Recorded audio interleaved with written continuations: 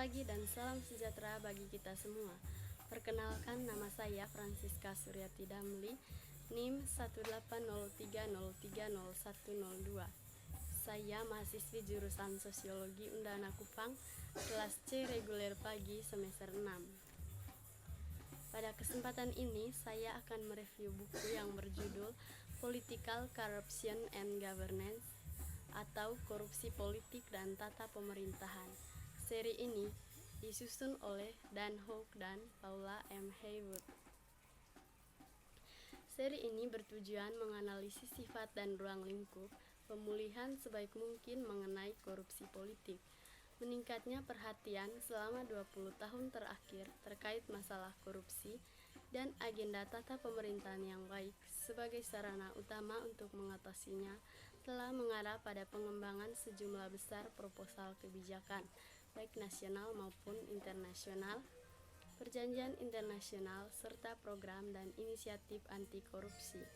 Pemerintah nasional, organisasi internasional, dan LSM semuanya kini sangat mengklaim dengan serius dalam menanggapi masalah korupsi. Dalam buku ini tidak hanya terdapat analisis mendalam satu negara tentang korupsi dan upaya untuk memberantasnya, tetapi juga studi komparatif yang mengeksplorasi pengalaman berbagai negara bagian dalam menangani berbagai jenis tindakan korupsi. Ada sebuah konsensus umum bahwa korupsi besar dan kecil tersebar luas di kalangan negara di kawasan MENA dan korupsi telah menjadi pendorong utama terjadinya pemberontakan Arab. Dengan latar belakang ini, buku ini berusaha mengisi akademis kesenjangan studi korupsi di kawasan MENA dengan melihat akar penyebab korupsi di 15 negara Arab. Sistem ini dipakai untuk lebih memahami penyebab kasus korupsi di negara-negara ini dan juga menjelaskan hubungan kausal antara korupsi dan perbedaan politik serta dimensi sosial ekonomi di negara-negara ini sejak tahun 1999 sampai tahun 2010. Negara-negara tersebut dibagi menjadi 3 subwilayah, yaitu wilayah Teluk, Afrika Utara, Masrek, dan Yaman. Untuk mengaktifkan analisis terfokus dan perbandingan dalam kelompok ini. Dalam buku ini diulas mengenai apa itu korupsi. Korupsi adalah fenomena duniawi. Tidak ada negara yang sepenuhnya bersih dan tebal dari fenomena itu. Fenomena korupsi ini menembus masyarakat di semua jenjang, yang menyebabkan adanya malafungsi dalam menentukan institusi politik dan ekonomi mereka. Hal ini adalah fenomena kompleks yang terus berlanjut sebagai masalah global yang sangat menarik perhatian pembuat kebijakan, ilmuwan politik, dan ekonom. Upaya berlanjut di tingkat politik serta akademis untuk mengatasi korupsi dan dimensinya terus bercampur. Mulai dari sebab, akibat, implikasi, dan cara untuk mengekangnya. Selama dekade terakhir, organisasi internasional telah menempatkan taktik korupsi di puncak agenda dan rencana aksi mereka. Di bulan Desember 2003, Perserikatan Bangsa-Bangsa mengadopsi Konvensi PBB melawan korupsi. Ini menandai langkah yang jelas dalam ranah kerjasama pembangunan menuju pemberantasan korupsi secara internasional. Dalam buku ini diuraikan mengenai definisi korupsi yang dilihat melalui beberapa bagian. Yang pertama, korupsi didefinisikan melalui kepentingan umum, opini publik, dan kantor umum. Heidenheimer, seorang peneliti yang telah mengerjakan konsep dan sejarah korupsi, memandang korupsi secara luas sebagai perilaku bejat dan tidak berprinsip. Definisinya melibatkan 3 konsep, yaitu opini publik, jabatan publik, dan kepentingan publik. Menurut Heidenheimer, jika tindakan pejabat publik bertentangan dengan kepentingan publik, hal itu dianggap tidak etis. Sejalan dengan itu, Friedrich berpendapat bahwa seseorang dapat melihat suatu tindakan dan mengklasifikasikannya sebagai tindakan korup untuk kepentingan umum. Hal ini berarti jika pejabat publik dianggap memperoleh sesuatu yang di luar kapasitas dan tugas hukumnya, maka tindakan ini dianggap sebagai perilaku korup. Yang kedua, korupsi didefinisikan melalui kerangka kerja principal agent. Definisi ini yang terkenal dan banyak digunakan ditawarkan oleh model principal agent. Definisi korupsi ini menyajikan pendekatan ekonomi tentang bagaimana korupsi terjadi dan didasarkan pada pilihan rasional individu dengan asumsi yang mendasari bahwa tindakan seseorang didorong oleh kepentingan individu untuk memaksimalkan keuntungan mereka sendiri. Menurut perspektif principal agent, korupsi adalah tindakan tidak etis individu yang didorong oleh keuntungan pribadi untuk memaksimalkan keuntungan dan meminimalkan biaya. Fokus pada pendekatan ini untuk menjelaskan korupsi sebagai insentif individu, di mana setiap pelaku hanya mencari keuntungan dirinya sendiri. Tentu hal ini mengabaikan dimensi penting lain dari fenomena tersebut, seperti aspek budaya, nilai dan norma sosial, serta bagaimana sistem ini berfungsi. Yang ketiga, korupsi didefinisikan sebagai penyalahgunaan kantor publik. Dalam istilah yang luas, definisi yang paling umum dan diakui, korupsi adalah penyalahgunaan jabatan publik untuk keuntungan pribadi. Berdasarkan definisi umum ini, perlu dicatat bahwa penyalahgunaan tanggung jawab yang dipercayakan dan otoritas tidak terbatas pada pejabat publik dan sektor publik saja, melainkan juga terjadi di sektor swasta. Korupsi merupakan konsep kompleks yang mencakup banyak fitur dan dimensi, termasuk lebih dari satu pelaku, kepentingan dan tujuan berbeda, kekuasaan yang disalahgunakan, dan konsensus bersama dalam perilaku masyarakat itu bertentangan dengan normanya. Namun, dimensi terakhir ini tidak mudah untuk ditentukan karena interpretasi yang beragam bahkan antar individu dalam satu masyarakat maupun lintas masyarakat. Yang berikutnya mengenai penyebab korupsi. Dalam seri ini diulas beberapa penyebab korupsi yang dilihat berdasarkan beberapa aspek. Yang pertama, penyebab korupsi yang dilihat dari karakteristik rezim. Demokrasi adalah istilah yang kompleks, penting untuk memahami apa yang menjadi semangat demokrasi untuk menentukan indikatornya. Ini adalah sistem politik yang ditandai dengan partisipasi massa, pemilihan umum yang kompetitif, supremasi hukum, dan menghormati hak-hak sipil. Banyak kriteria yang harus dipenuhi oleh suatu negara untuk dikategorikan sebagai negara demokratis. Di antaranya yang pertama, akuntabilitas rezim. 2. Politik persaingan, sehingga tidak ada partai politik atau orang tertentu yang bisa monopoli pada kekuasaan. 3. Kesetaraan politik bagi para pemilih dan mereka yang mencalonkan diri sebagai pejabat publik, mengingat bahwa setiap orang memiliki hak untuk mengakses kantor publik. Yang keempat, kebebasan media, khususnya kebebasan pers yang memantau kegiatan dan keputusan pemerintah dan memberikan informasi kepada publik. Yang kedua, penyebab korupsi dilihat dari peran pemerintah dalam perekonomian. Laporta dan kawan-kawan berpendapat bahwa karena pemerintah yang berandil lebih besar dalam membuat dan membelanjakan lebih banyak tentang kebijakan dan peraturan, memimpin mekanisme penegakan yang efisien menuju transparansinya yang lebih tinggi dan tata pemerintahan yang lebih baik, yang akibatnya dapat mengurangi korupsi. Dimensi lain dari peran pemerintah adalah sejauh mana kontrol pemerintah yang merupakan bagian dari kegiatan ekonomi di negara tertentu. Gold dan Nilsson melihat dua aspek intervensi pemerintah.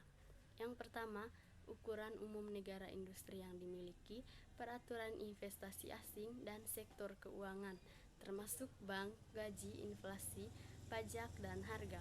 Fokus yang kedua tentang kebijakan moneter dan peran pemerintah dalam perekonomian.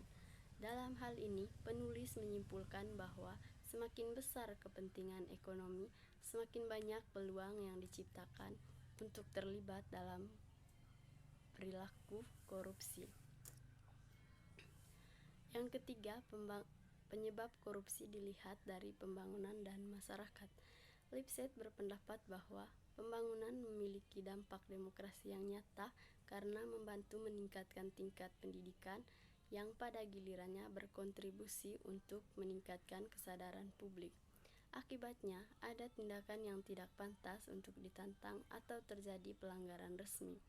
Secara umum, Laporta et al. Dan Treisman berpendapat bahwa semakin tinggi tingkat pembangunan ekonominya, semakin rendah tingkat korupsi.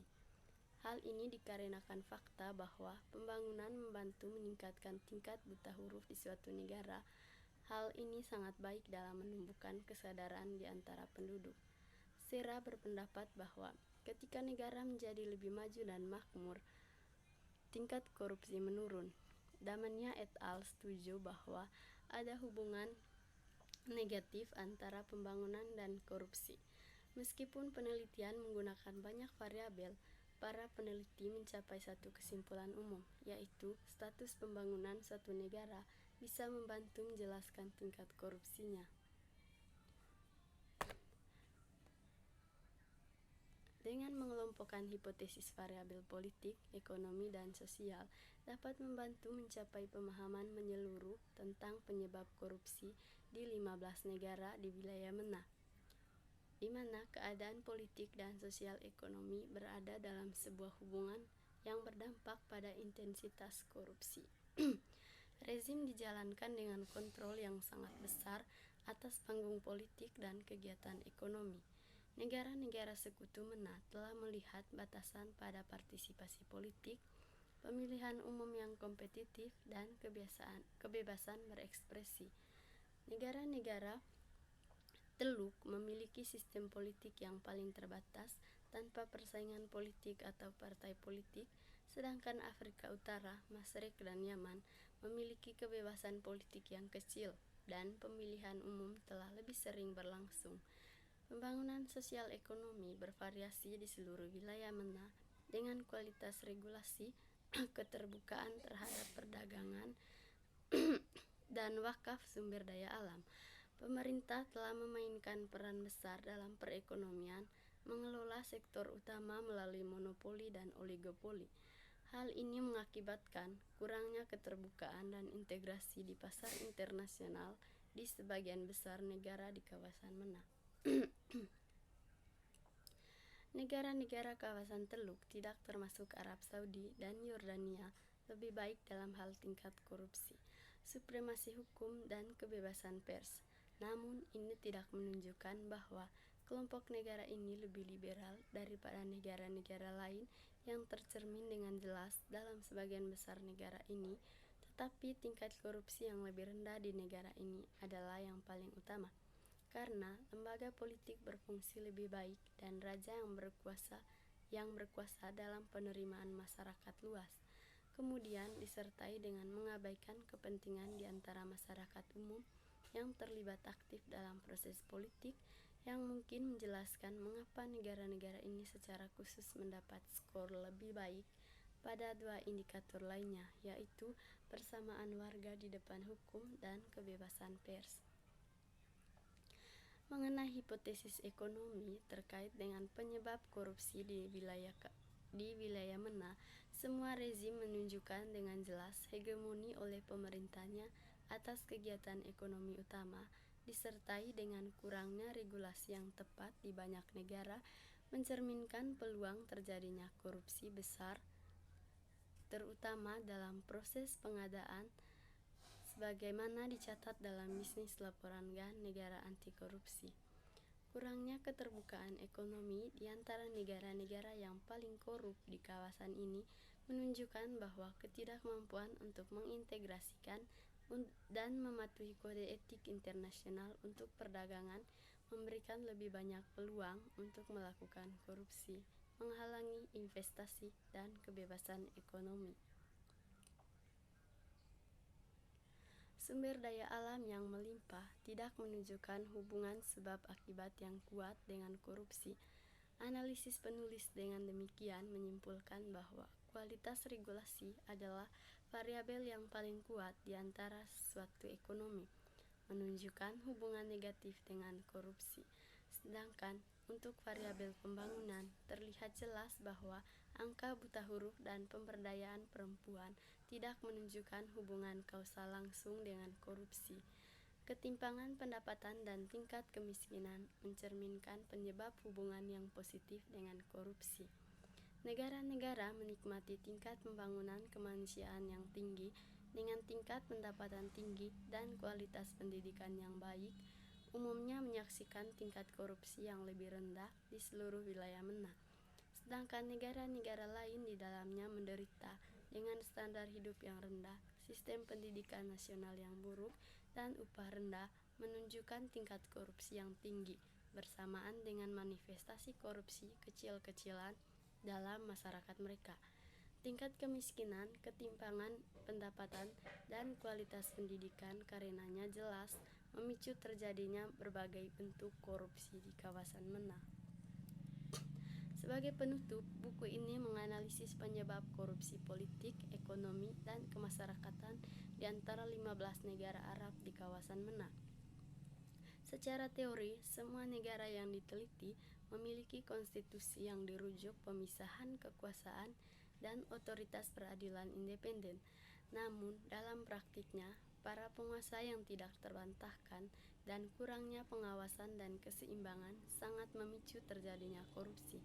Keterbatasan pada aturan hukum mengakibatkan tingkat korupsi yang lebih tinggi di negara-negara ini, khususnya karena pejabat publik tingkat tinggi dan klien mereka menikmati kekebalan ekstrim selama masa studi. Penyebab politik korupsi terbukti dalam kelemahan otoritas legislatif di hadapan eksekutif cabang dan kinerja buruk lembaga publik yang terbukti sering bertindak mandiri. Organisasi masyarakat sipil hanya menikmati kebebasan bertindak yang terbatas untuk bekerja demi transparansi dan struktur pemerintahan yang baik. Partisipasi aktif warga negara dalam politik sangat dibatasi. Tidak adanya pemilihan yang bebas dan adil. Kebebasan berekspresi dibatasi. Pembatasan besar-besaran atas akses informasi. Adapun penyebab korupsi ekonomi, yaitu negara-negara yang memberlakukan hambatan perdagangan, peraturan yang tidak tepat, dan kendala ekonomi, menyaksikan tingkat korupsi yang lebih tinggi. Karena kebebasan dari kontrol, kalangan elit memiliki kebebasan untuk mengelola sumber daya negara, memungkinkan monopoli pemerintah langsung dan tidak langsung oligopoli di sektor ekonomi vital. Apalagi politik dan keadaan ekonomi di negara-negara kawasan MENA berdampak besar pada kondisi sosial ekonomi penduduk mereka. Korupsi kecil-kecilan mengakar di antara beberapa negara yang diteliti terkait dengan meningkatnya angka kemiskinan, ketimpangan pendapatan, kualitas buruk pendidikan, dan ketidaksetaraan sosial yang meluas. Akibatnya,